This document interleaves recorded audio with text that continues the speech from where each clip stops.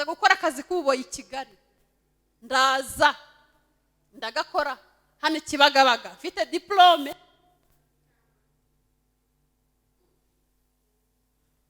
Ariko Imana, haleluya, ni ubuhamya burebure. Mpageze mfite umuterankunga, icyo gihe nari mfite umuterankunga, umuntu we yarambonye, ni ubuhamya burebure. Arambwira ati abona sinize, arambwira ati reka dushaka akazi k'ububoyi i Kigali, umuntu aragakora akabaho. Narakennye, mba umukecuru ufite nk'imyaka 25, wari kugira ngo ndi umukecuru w'imyaka 50.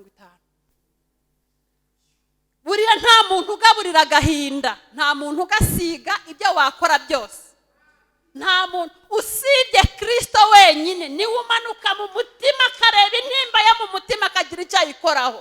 Nta kimiryango yakora ku gahinda, ntacyo, kereka Kristo wenyine niwe uza akomora inguma z'umutima. Ndaza nkora akazi k'ububoyi, ndagakora, ariko nkajya senga Imana, ni mwami wanjye, wazambabariye ukangirira neza. Ngumya gusenga Imana afite amasezerano, ndayinginga.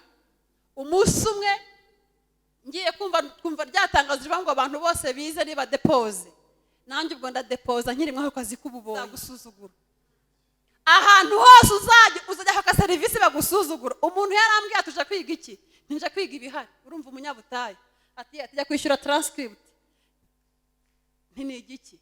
Urumva umuntu umaze mu butayo nk'imyaka 7 cyangwa 10, ni ibintu birebire. Aransohora, abandi abaha nimero, ngiye guhamagara wa muntu, abwira rero nyohereza transcript, mpa amafaranga ya transcript, arayama. Ngarutse arambwira ngo uzishyurirwa nani, ntinziyishyurira. Ngo wowe ndashimira Kristo, haleluya. Ngeze muri kaminuza ndiga, Imana irandihira nkuko yabivuze, ndarangiza, haleluya. Ubwo urumva ngeze muri kaminuza nagomeje gusenga Imana, haleluya. Ngumya kwinginga Imana, ndasenga, ngumya gusenga Imana. Imana iyo usenga igenda ivuga n'ibindi, ikoze kimwe jya wongeramo imbaraga. Senga Imana. Ndi Nyamagabe, wacu ni Nyamagabe, ubutayo bwari bukemewe, mba Kinyamakara, mpamara nk'imyaka 7. Ndakena, abantu bose bakajya baseka bavuga ati suri aracyasenga. Najya mu rusengero, rimwe na rimwe ibyago babyitiranya n'ibyaha, bavuga abanyabyaha bati nuriya utagira umwenda.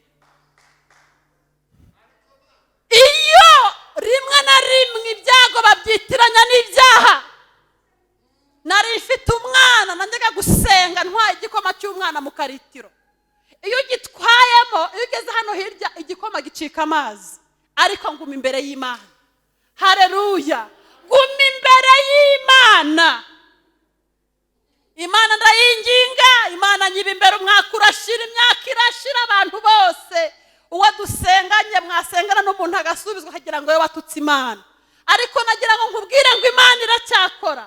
Imana ntinegurizwa izuru, Imana ni nyiri inama no kumenya gutunganye. Imana iracyafite imbaraga nyinshi. Umusozi wa mbere ntiwimuye, umusozi wo kwambara ubusa nawubayeho, mfite ijipo imwe iragenda iracuyuka, abantu bose bakajya bandeba nabyina, nakunda kubyina, ayi bati ni wa wundi.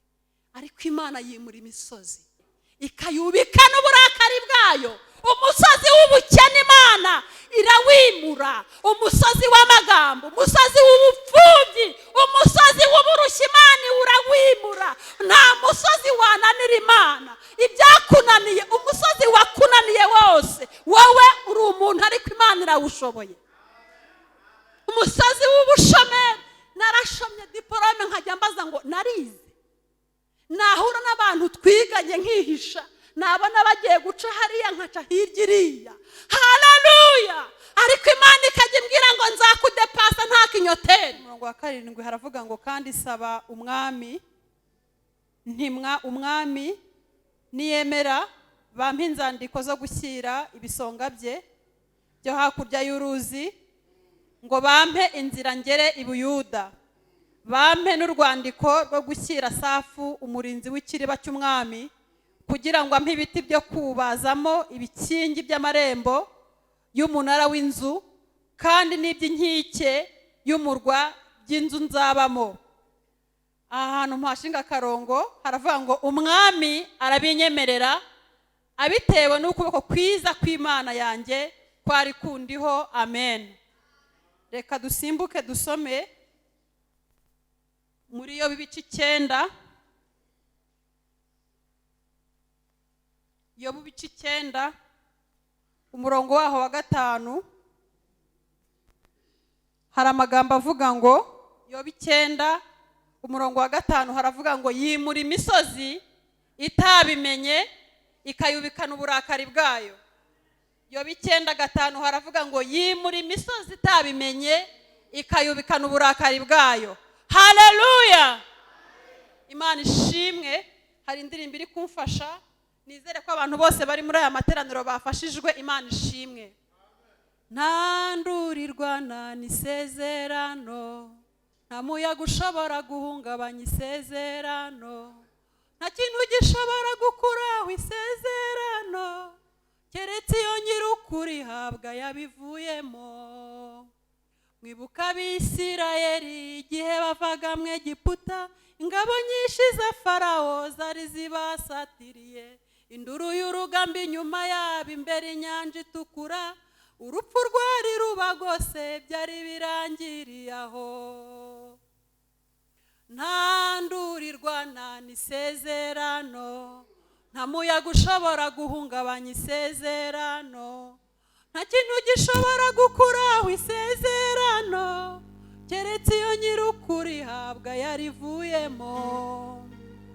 Nubwo hari intwaro nyinshi zacuriwe kukurimbura, ibyo wumva ntibigukange ngo bitume uva mu nzira, amajwi menshi aguca intege ngo biracitse ngo udapfa, ujye uyabwira uti ceceka, nta rupfu rwica isezerano.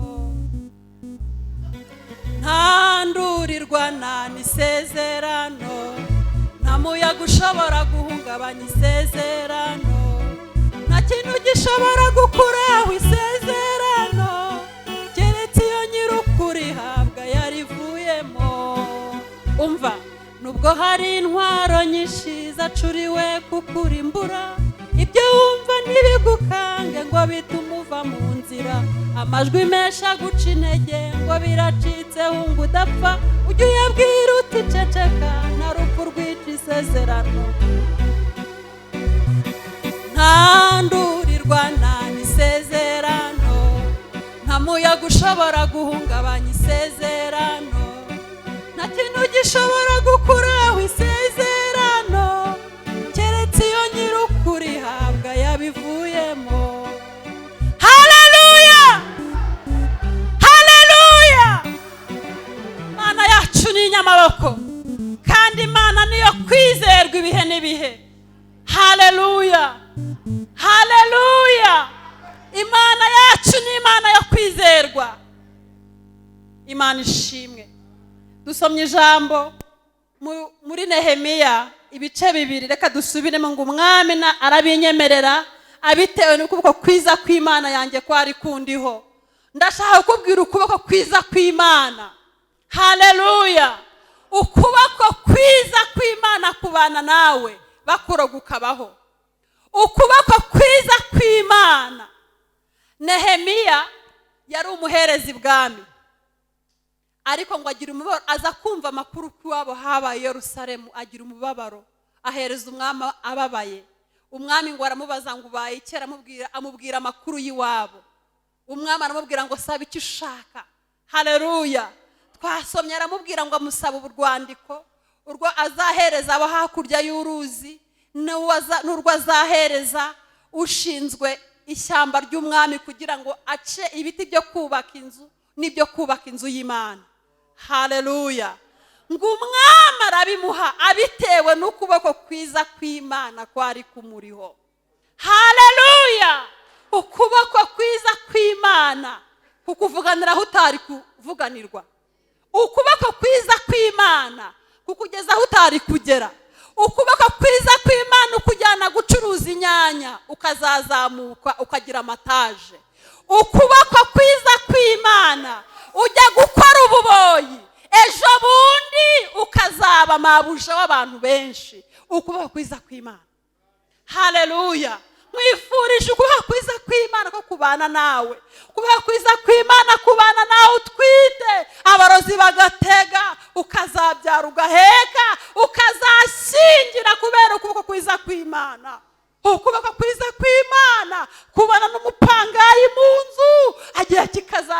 bagapangisha abandi ukuboko kwiza kw'Imana.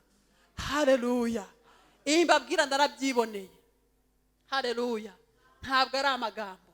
Hari umuririmbyi yavuze ngo ntabwo tuvuga iby'Imana itakoze, iwacu ni Nyamagabe. Haleluya. Nasenze Imana nkennye. Nasenze Imana nkennye, abantu bose bavuga ko ndi umusazi. Haleluya. Abantu bose bavuga ko ndi umusazi, nanjye nakwireba ko nkabona narasaze. Haleluya. Hari ibintu abantu bavuga nawe wabireba, nawe ukabona nibyo, ukabura uko ubisobanura n'uko ubivuga. Umuntu yakakuba ati kuki uri umugabo, kuki ukabura uko ubisobanura. Haleluya. Hari ukuboko kwiza kw'Imana. Haleluya.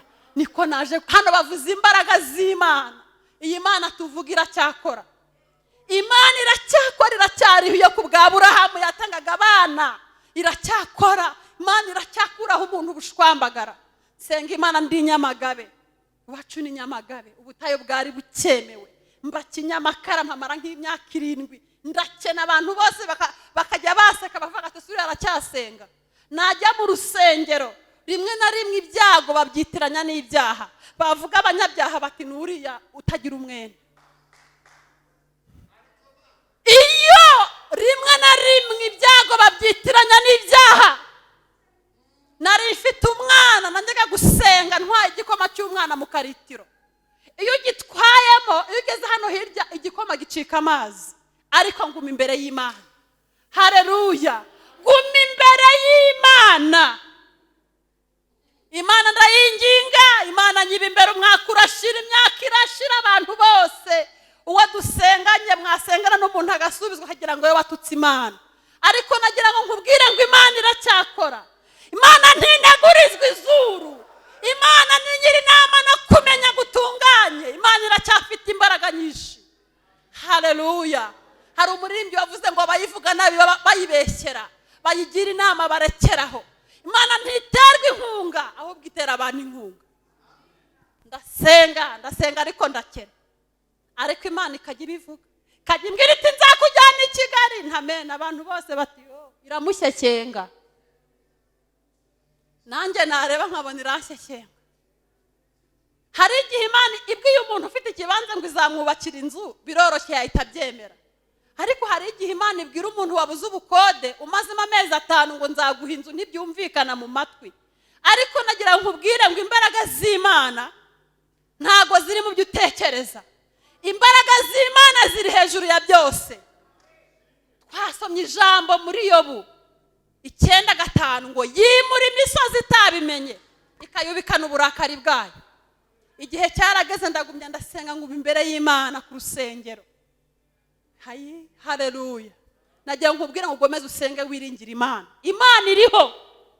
Nukuri Imana iriho kandi Imana yacu iravuga. Imana yacu ifite imbaraga kandi Imana nta kintu kiyinanira. Igihe cyarageze ubukene buranga,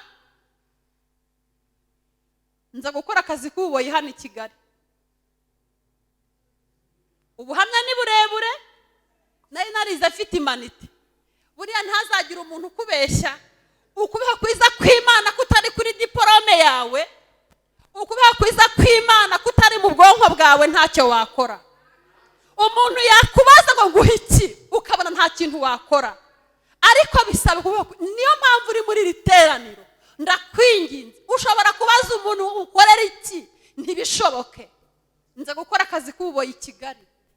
Ndaza ndagakora hano i Kibagabaga, mfite diplome.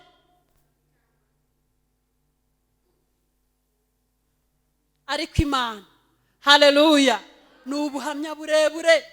Mpageze mfite umuterankunga, icyo gihe nari mfite umuterankunga, umuntu we yarambonye, ni ubuhamya burebure. Arambwira ati abona sinize, arambwira ati reka dushaka akazi k'ububoyi i Kigali, umuntu aragakora akabaho.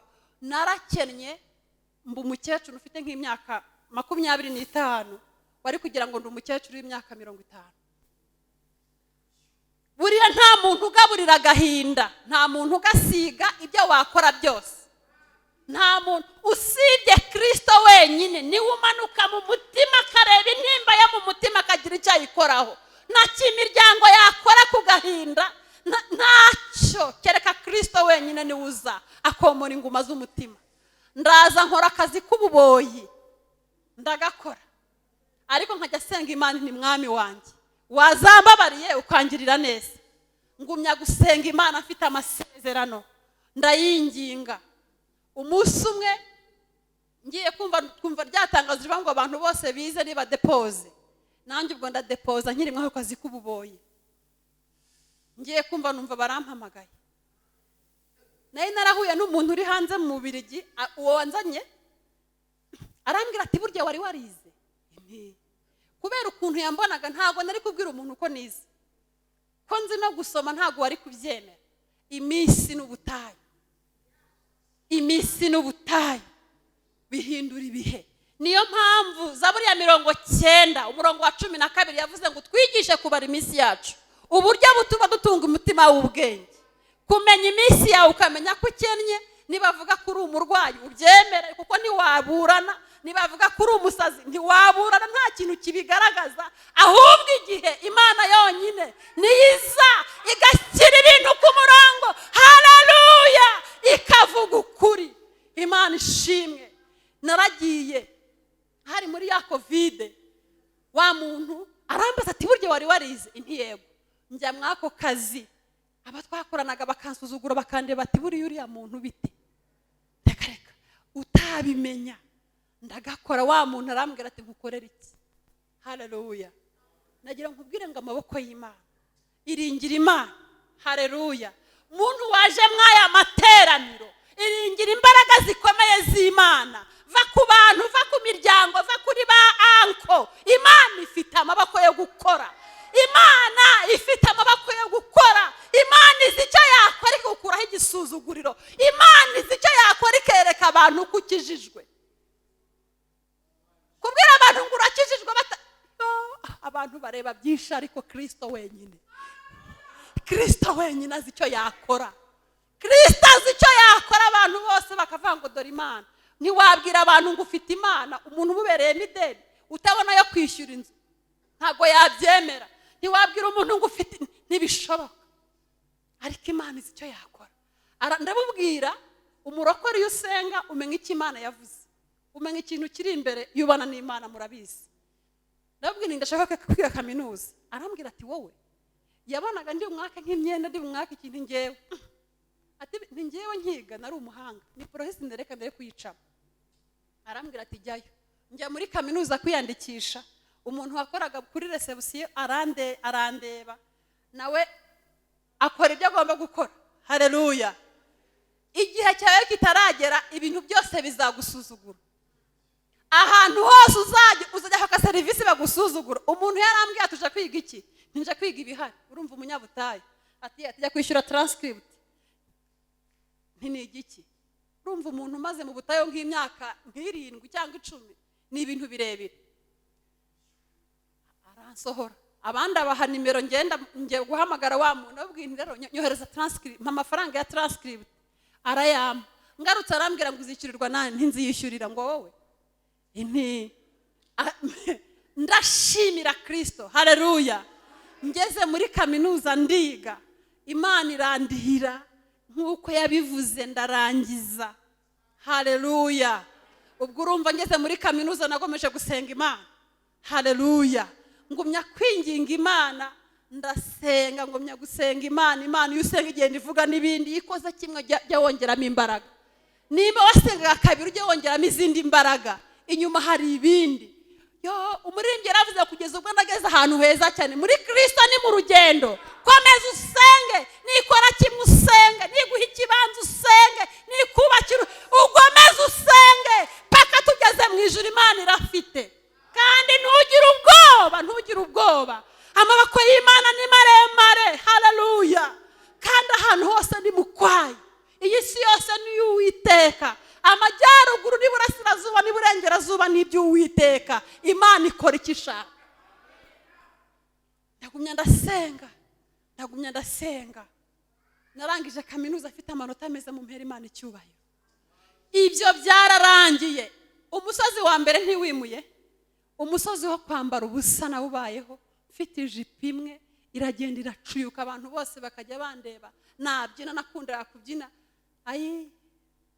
bati ni wa wundi.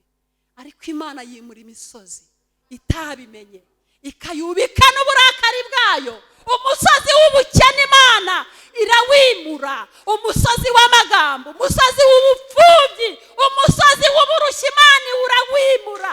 Nta musozi wananira Imana. Ibyakunaniye, umusozi wakunaniye wose, wowe uri umuntu ariko Imana irawushoboye. Umusozi w'ubushomeri, narashomye diporome nkajya mbaza ngo narize, nahura n'abantu twiganye nkihisha, nabona bagiye guca hariya nkaca hirya iriya. Haleluya! Ariko Imana ikajya imbwira ngo nzakudepasa nta kinyoteri. Nkavuga intuti, abatwiganye bose bari abarimu mu karitsiye aho ngaho. Haleluya! Nguma imbere y'Imana, Imana injyana kwiga. Ngeze muri kaminuza Imana irambwira ngo ukirangiza kaminuza ngo uhaye akazi. Na graduatinze kuri 22 z'ukwa karindwi, kuri 13 z'ukwa 9 Imana impa akazi Kigali. Haleluya! Nta ruswa. Nagira nkubwire ngo umuntu usenga, ibintu biritambika abantu bakwaka ruswa bikagenda bite. Ariko umunsi Imana yaje, Imana ifite inzira yaciriye abasenga zitagira ruswa. Imana ifite inzira yaciriye abantu bayo. Humura. Niyo mpamvu Yesaya 55 yaravuze ngo yemwe afite inzira n'inyota nimuze. N'udafite ifeza nawe naze, n'udafite bene wabo naze, n'udafite imiryango naze. Wowe isengera Imana.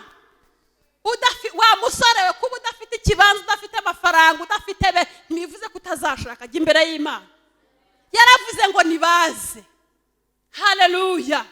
Imana ifite uburyo, yarabyemeye. Ntigeze ivuga ngo haza beza, ntigeze ivuga ngo haza bafite imiryango n'amafaranga. Yaravuze ngo ufite inzara n'inyota naze. Kandi Kristo yaravuze ngo yemwe abarushye n'abaremerewe muze musange ndabaruhura. Ntabwo yigeze avuga ibyo dashoboye biruhije abantu. Abaruhijwe n'amadeni nibaze, n'ubupfubyi, no gutinda gushaka, no kutabona inkwano. Ibintu byose biruhije abantu, wowe ikikuruje ni wowe ukizi. Kristo yarabyemeye ko tubizana. Haleluya! Kandi afite ubushobozi. Abantu barananirwa ariko Imana ntinanirwa. Narayiboneye. Haleluya! Nta hantu Imana itakura umuntu, nta naho itamugeza. Imana yamvanye Nyamagabe, nakoraga ahantu abantu bose ntabwo bishoboka, ariko ku munota umwe, haleluya, mu bintu ntatekerezaga, numva ntatekerezaga, ngiye kubona mbona Imana izanye i Kigali. Haleluya! Impaye akazi, aho nakoze akazi k'ububoyi mu rugo rw'umuntu, ubu ndi umwarimu. Haleluya! Kubw'abantu ntibyakunda, ariko kubw'Imana birashoboka. Haleluya! Kubwira umuntu ngo fata status y'umuboyi wo mu rugo umugira umuprofeseri muri segonderi ntago byakunda. Haleluya! Kubwira umukozi wo mu rugo ngo nzahakuvana mugira umuntu ntago byakumvikana, ariko Imana irabishoboye. Yimura imisozi itabimenye, ikayubikana uburakari bwayo. Ubwira umusozi ukuri imbere, waba ubushomeri, waba igisuzuguriro, umusozi wabo abakunyega bakuvu, uyibwire ngo nta musozi Imana itakwimura. Haleluya! Naririmbye indirimbo ngo ntandurirwa n'isezerano, nta muyaga upfa kuba waravuganye n'Imana. Ibintu byose mwavuganye irabishoboye. Umuririmbyi aravuga ngo nubwo hari intwaro nyinshi zacuriye kukurimbura. Haleluya! Nubwo umuntu yajya Tanzania akamanuka akajya hashaka hose kukurogesha, umuririmbyi yavuze ngo nta ntwaro n'imwe bacuriye kukurimbura izagira ikigutwara. Haleluya! Ibintu byose Imana ibirusha amaboko. Umusozi ukuri imbere, waba uwo mu kazi, waba umusozi w'amadeni, waba kubura urubyaro, Imana ibirusha amaboko. Amaboko y'umuntu waje gusenga, nagira ngo ugirire Imana icyizere. Imana ni inyangamugayo. Imana ni inyangamugayo. Yesu ni mwiza. Nagira nkubwira ngo Yesu ni inyangamugayo. Abantu wajya kubabwira ikibazo cyawe imyaka myinshi ntibacyumve, ariko guma imbere y'Imana ntizakuninira. Ntabwo Imana inena, narabyiboneye. Haleluya. Nabanye n'Imana abantu bose bavuga ko ndi umusazi bitazashoboka. Abantu bose bakambwira ngo nta Mana asenga. Bamwe bakambwira ngo ariko Imana haleluya, ariko Imana yaranze ku magambo y'abantu irakora. Girira Imana icyizere. Niyo waba urwaye indwara zidakira, umusazi, niyo yaba ari kase, ikintu cyose uyu munsi uragira ngo ubwire Imana ngo amaboko yawe nta kintu cyayinaniye. Haleluya. Imana ifite ububasha ku bintu byose. Hari igihe abagukoresha bagira ngo bagufiteho ububasha, ni ukuri koko barabufite, ariko hari abo batagera. Bazi none ariko ntibaze ejo. No munsi waba ukodesha ukazaba ukodesha baguca amafaranga, ejo nawe ukazaba uri nyirinzu. Uno munsi waba uri umukozi w'ahantu runaka, ejo bundi Imana yagufungurira kampani. Imana yabana na hano mu Rwanda kampani ko yagufungurira bidakunda. Amerika ni mukwayo, Canada ni mukwayo, Australia. Imana ni inyamaboko. Haleluya. Girira Imana icyizere. Imana yimura imisozi itabimenye. Girira Imana icyizere, uyisenge. Hari umuririmbyi yavuze ngo pfuka musenge Imana, uyibwire ibikugoye. Aravuga ngo guma mu masengesho, ntabwo izakwirengagizaho ya izasubiza amasezerano. Haleluya. Ino korari babivuze ngo nusinzira nzakubera amaso. Haleluya. Imana izajya ikujya imbere iringaniza hataringaniye. Undi muririmbyi aravuga ngo gomeza ubana n'Imana gusa, Imana irakurinda. Haleluya. Nagira nkubwira ngo Imana nta musozi utakwimura. Uhumure ubwire umusozi, waba umusozi w'ubukobwa, waba umusozi w'ubukene, waba umusozi wo kubura akazi, waba umusozi w'ubushomeri. Kandi nagira nkubwira ngo Imana ifite akazi kabize n'abatarize. Imana ifite porogaramu y'umuntu wese waremwe, wakijijwe, wavuye mu byaha. Imana imufitiye gahunda. Haleluya. Imana umuntu wese imufitiye gahunda. Umuntu wese waretse ibyaha akakira Kristo nk'umwami n'umukiza, guma imbere ya Kristo, azi icyo azakora. Haleluya. Ntugire ubwoba, Imana izi uko yabigenza. Ntugire ubwoba, Imana ni inshuti nziza. Ikintu cyose kikugoye, ikintu cyose kikuraje ishinga, nagira ngo ninginge umukozi w'Imana. Twinginge Imana, tubwire Imana ngo Mana, ukubaho kwiza kwawe ni kuze kwimura imisozi. Haleluya. Uko kwagendanye na Nehemiya, uko kwabanye n'abatubanjirije, ubwire Imana ngo imure imisozi. Umusozi wose Imana iwurusha amaboko. Yesu abaho umugisha. Nta musozi n'umwe Imana itakubika. Ubwo niwahagara tugasenga buriya ntiwumvishije abantu bakozweho n'iri jambo, nimuhagara senga Imana. Abantu baryumvishije, yemwe Imana ikura kure. Twongeye tuhereze icyubahiro. Ubu hari ahantu uri kuvuga ngo ntuzavayo. Ngaho da, wari umukozi wo mu rugo ari kwigisha muri sogonderi. Nta musozi n'umwe Imana itakubika. Mana, mu izina rya Yesu, urihagije, urashoboye, ufite imbaraga, ufite ubutware, ufite ubushobozi.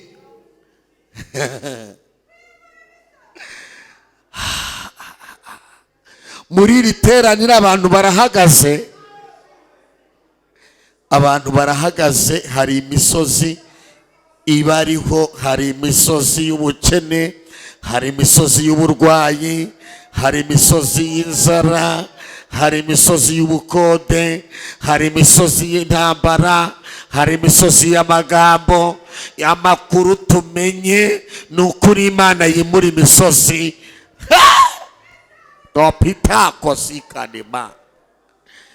Tumenya amakuru kuri Imana yimura imisozi.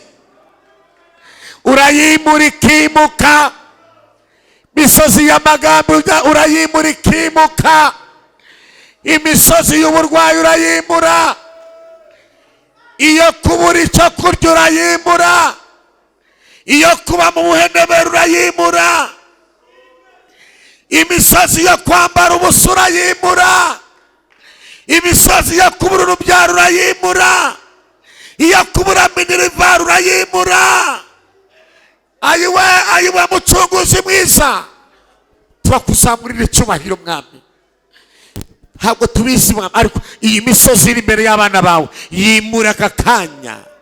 Imuriye imisozi y'uburwayi, imuriye imisozi y'amadeni, imuriye imisozi y'ubukode, imuriye imisozi y'imanza, imisozi y'ubugambanyi, perasikati watarabona, imisozi y'uruzerero. Muri iri teraniro tubonye kuri Imana, twongeye kwemera kuri Imana, na nyuma ya zeru urakora. Hahandi umuntu yabuze icyerekezo, uri Imana ifite aho utujyana, kandi aho utujyana uzahatugeza. Tukiri muri iyi si, uri Imana igihindura ibihe. Erekota ni mota irevayi, uhindura ibihe bikamenyekana, ukuraho imisozi ikabaho. Iri jambo abantu bose bazaryumva, bazarikurikirana mwami. Natwe turimenye, tumenye kuri Imana itungurana. Muri iri teraniro hari abantu ugiye gutungurana, hari abantu bagiye gutungurana Mana. Reka bari ababyeyi batungurane nabo, reka bari abagabo batungurane. Reka uhagarike imbaraga zari zarabahagurukiye, reka uhagarike imbaraga z'abapfumu zabahagurukiye, reka uhagarike imbaraga z'abarozi zabahagurukiye, reka uhagarike imbaraga z'iyoberanya zabahagurukiye, reka uhagarike imbaraga z'ubugambanyi zahaba. Toka katika jina la Yesu. Reka uhagarike imbaraga z'ibikomere, reka uhagarike imbaraga zahagurukiye abana b'Imana. Turi hano mu materaniro kuri Sheri, turahagarika imigambi ya Satani, turahagarika imbaraga z'abapfumu, turahagarika imbaraga z'abarozi. Abadukurikirana nihagarika imigambi ya Satani. Menagura ibitambo by'abapfumu, menagura ibitambo by'abarozi, menagura ibitambo by'uruzerero. Imura takosikatima kosikiri fori amana. Imura kotai ni mondele shai, zele kosika ni mondele pai.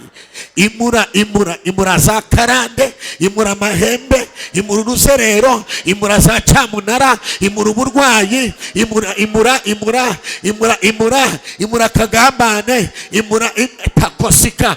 Imura abantu baravuga ko bitashoboka, ariko kwa Yesu birashoboka. Abantu bavuga ko bitakunda, ariko muro birakunda. Abantu baduta, ariko uri Imana itaduta. Abantu badusiga, uri Imana itadusiga. Ndakumva utabaye takosika. Isha wambaraga we turakunanishe, turagusohoye muri iyo nda, turagusohoye muri aya maguru, turagusohoye muri aya mugongo, turagusohoye muri uriya mutwe. Turirukana imbaraga z'abadayimoni mu iteraniro, imbaraga z'abapfumu turazimeneguye katika jina la Yesu. Rekotara mondere kosikadifa pelashaini mondere kosikanimo. Ondoka daimoni ucumbika mu buzima bw'abana b'Imana.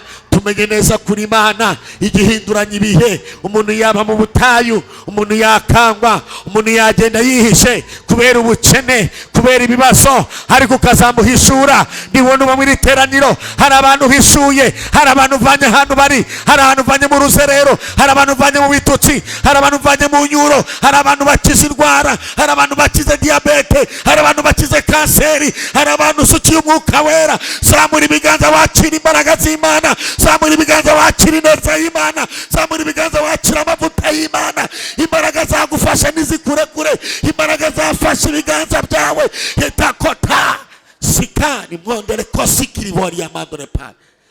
Ikuzimu daimoni, Yesu wacu yarakunesheje, Yesu wacu yaragutsinze, Yesu wacu yaragutsinze. Dayimoni urwanya itorero, dayimoni urwanya abakozi b'Imana, dayimoni urwanya abashumba, dayimoni urwanya amakorari, dayimoni urwanya abaririmbyi, dayimoni urwanya abadiyakoni. Ikuzimu dayimoni rakota sharabori ya mandore kosikadifo horia shaini mandore kotai haria sikademoy. Hacira imbaraga z'Imana, hacira imbaraga z'Imana zigutambutsa ibihe. Zamura ibiganza wakira imbaraga z'Imana zigutambutsa ibihe, ibihe by'amarira umazemo igihe. Zamura ibiganza wakira imbaraga z'Imana zigutambutsa ubutayu, ubutayu abarozi bari baragushizemo busohokemo, imbaraga z'abakonikoni zikuveho. Zamura ibiganza wakira imbaraga z'Imana zigusohore mu marira, katika jina la Yesu. Zamura ibiganza wakira imbaraga z'Imana zimenagura ibitambo batanze ku bana bawe, ibintu batanze ku bana bawe. Yesu arabyirukanye, Yesu arabyirukanye. Ibintu batanze mu kazi kawe, Yesu arabyirukanye katika jina la Yesu. Otakosika defai lela shakotre mandore pai uri Imana y'amasezerano. Twirirukana ingurube muri amateraniro papa, twirirukana ingurube muri amateraniro katika jina la Yesu. Tunasezerera ingurube muri amateraniro. Otakosika defai abandore pai jalala sirigere mondere kosika defoi. Turasezera ingurube ku bagabo, turasezera akagambane, turasezera ibifungo, turasezera za cyamunara katika jina la Yesu, katika jina la Yesu. Turasohora abantu muri buriya butayu barimo. Ubu butayu barozi bagushizemo busohokemo, ubu butayu bw'ibitutsi busohokemo katika jina la Yesu. Ho pitana wili ya kitafai zezini mondere kosika ni mandore pai.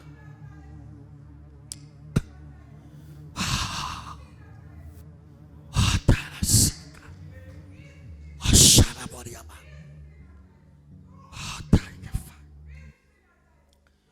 Urakoze mwami, tugukomeye amashyi, tukuvugirisha impundu.